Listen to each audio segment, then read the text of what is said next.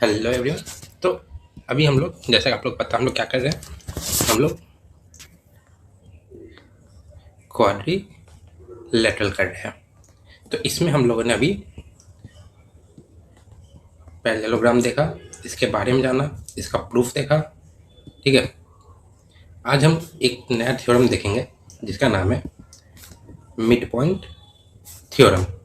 इसमें क्या होता है? इसमें होता है ट्रायंगल के थ्रू हम लोग क्वाड्रिलेटरल के बारे में जानते हैं। ठीक है, तो चलिए शुरू करते हैं। मैं अंकित, आप सबका स्वागत करता हूँ हमारे चैनल स्टडी विद अंकित। तो चलिए शुरू किया जाए। तो सबसे पहले हेडिंग बनाएंगे मिड पॉइंट थ्योरम। ठीक है, तो सबसे पहले इसका स्टेटमेंट ये होता क्या है। द लाइन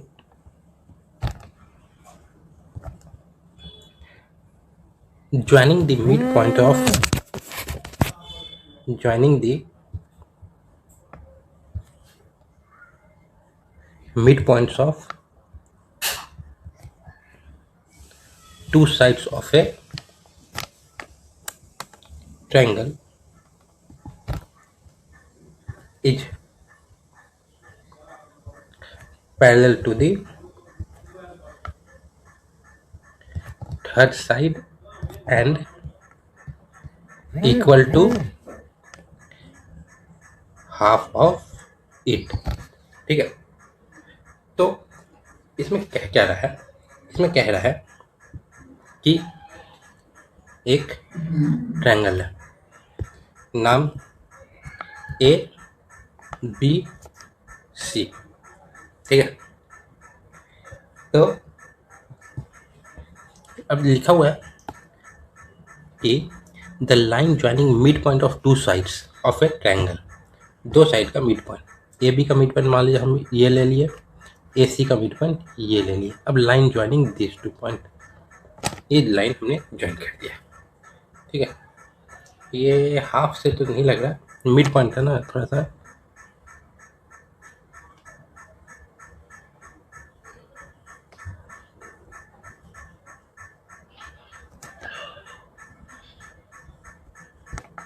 ठीक है, ये हो गया मिड पॉइंट। रुक जाइए, पहले एक बार फिर से कर लेता हूँ। मिड पॉइंट हमने ज्वाइन कर लिया और इसका नाम रख देंगे हम लोग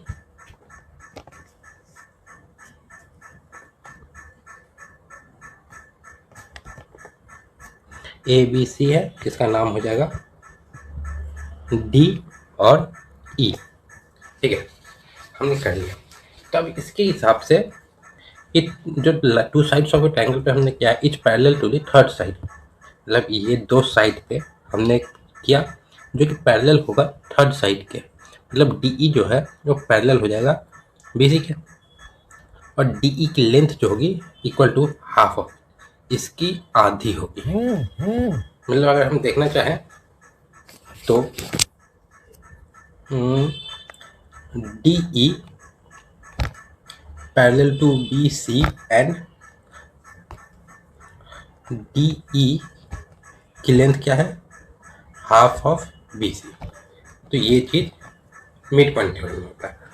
तो आज हम इसी चीज़ को मतलब प्रूफ करना है। ठीक है, मतलब सबसे पहले हमने ट्रायंगल ए बी सी लिया, ए बी का मिड पॉइंट डी, ए सी का मिड पॉइंट ई, दोनों को ज्वाइन कर दिए, मतलब डी ई ज्वाइन हो गया। तो डी ई ज्वाइन हो, डी ई पैरेलल आया बी सी के, और डी ई की लेंथ क्या हो गई? बी सी की आधी। ठीक है, अब इसको प्रूफ करते हैं। थ्योरम प्रूफ करना है। ठीक है, तो इसको प्रूफ करते हैं। इसमें प्रूफ करना क्या रहता है? टू प्रूफ क्या करना रहता है? प्रूफ करना रहता है D E parallel to B C and D E is equal to 1/2 B C. ये हमें प्रूफ करना रहता है। देखते गिवन क्या क्या रहता है। तो गिवन है ट्रायंगल है ए बी सी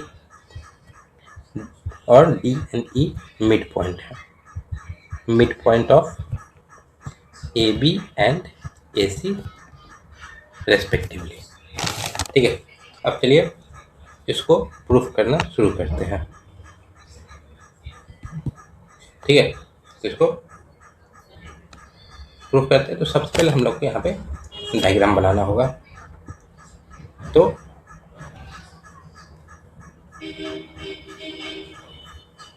ये ट्रायंगल है ABC। ठीक है, इसमें मिड पॉइंट है D और E।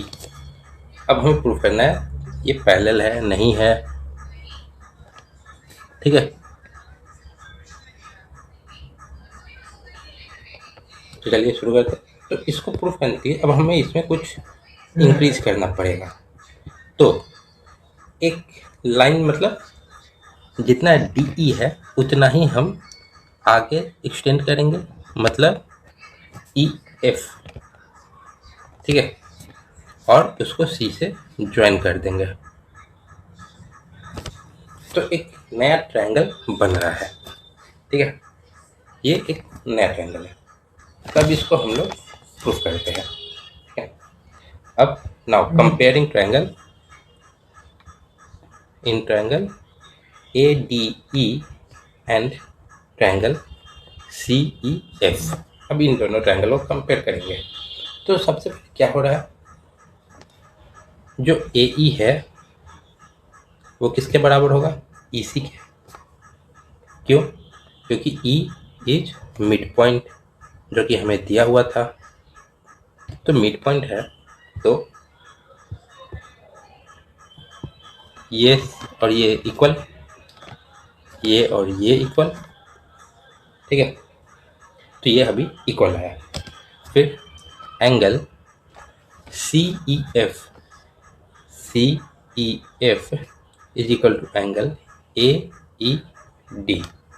कैसे, क्यों, वर्टिकली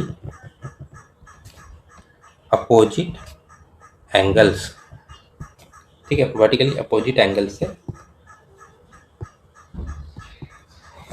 ये और ये इक्वल आ गया। ठीक है, ये इक्वल हो गया। अब यहाँ पे अगर हम एक चीज़ और देखें, तो जो DE है, DE वो EF के बराबर है, क्योंकि हमने कंस्ट्रक्शन से किया था। कंस्ट्रक्ट कैसा किया था, DE इक्वल टू EF के लिए। तो ये हमारा कंस्ट्रक्शन से इक्वल आया। ठीक, so by SAS congruence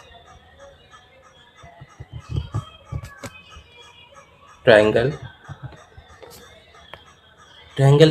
ADE is congruent to triangle CEF। SAS से मतलब साइड, गड़बड़ हो गया, मतलब साइड, एंगल और साइड। इससे ये ट्रायंगल दोनों, ये वाला ट्रायंगल और ये वाला कॉन्ग्रुएंट हो गया।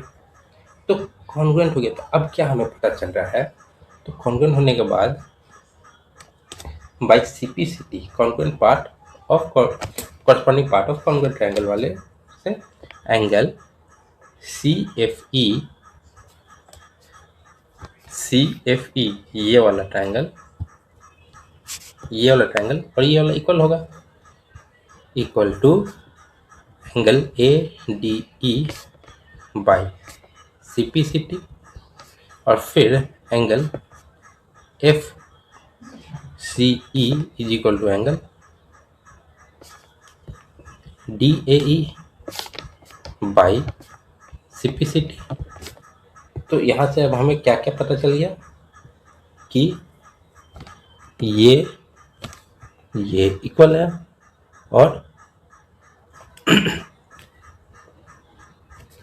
और ये इक्वल है। ठीक है, ये सब हमें पता चल गया। और कॉन्ग्रुएंट ट्रायंगल है तो CF जो है वो AD के बराबर हो जाएगा। यहाँ पे वो भी लिख देते C F is equal to A D by C P C T.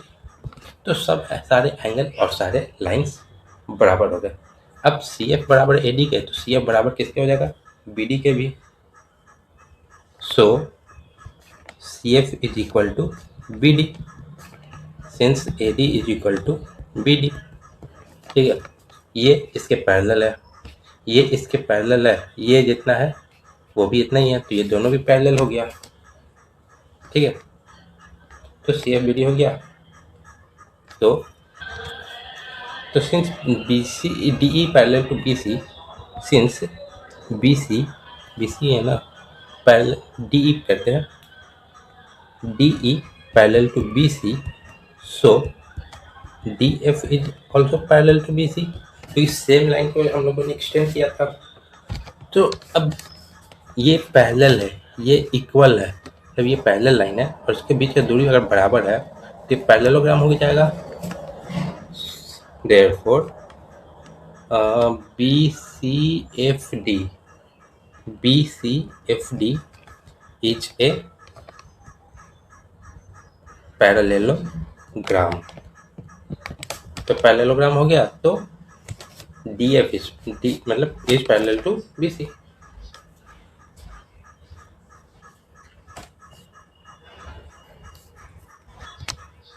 तो यहाँ पर हम ये तो प्रूफ करना था, हमने उसे ही लिख दिया, पर इस पर ज़रूरत नहीं है।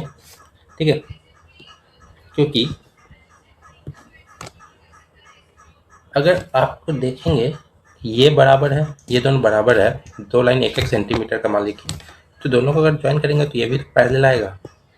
तो D F is parallel to B C, therefore so D F is parallel to B C and D E is parallel to B C. तो यहाँ पे अगर हम देखें तो एक प्रूव हुआ, हेंस प्रूव हुआ एक। अब हमें दूसरा प्रूव करना है। ठीक है, अब हम आते हैं दूसरे चीज पे प्रूफ करने, जो डी ई इजिकल टू, ये हमारा प्रूफ हो गया, ये हो गया। अब इस पे आते हैं। ठीक है, D F parallel to B C, so D E parallel to B C. अब आते हैं इस पे, पैरेलल है तो D F is equal to B C हो जाएगा। Then D F is equal to B C.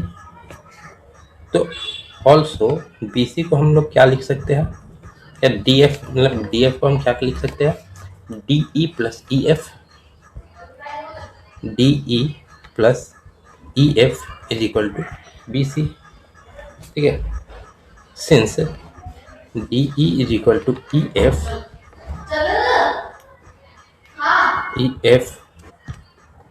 therefore DE 2DE is equal to BC। so DE is equal to 2, अब इधर जाएगा 1/2 BC हो जाएगा। तो हमने ये भी प्रूफ कर दिया, हेंस प्रूफ। तो हमने अभी मिड पॉइंट थ्योरम यहीं पे कंप्लीट कर लिया। ठीक है, तो कुछ क्वेश्चंस देख लेते हैं प्रैक्टिस के लिए।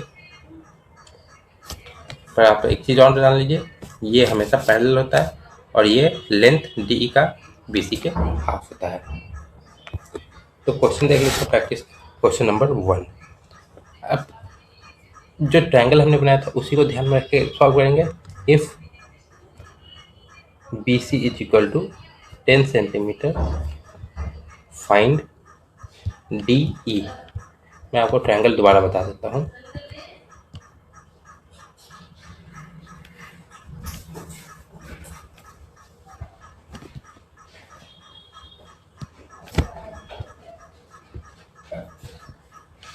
ए बी सी डी ई, यही ट्रायंगल को हम लोग ध्यान में रखिए और फिर सॉल्व कीजिए। Question number 2, if D E parallel to B C, what can you say about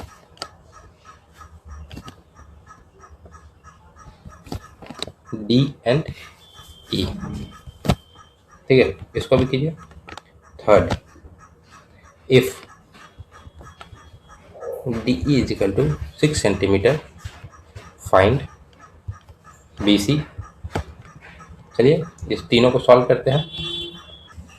तो यहाँ पर आप देखेंगे बी सी 10 सेंटीमीटर दिया हुआ है, तो बी सी यहाँ पे 10 सेंटीमीटर है, तो डी कितना होगा हमें तो पता है, D E is equal to 1/2 B C.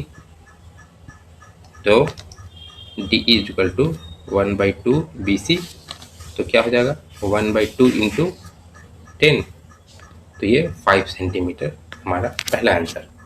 ठीक है,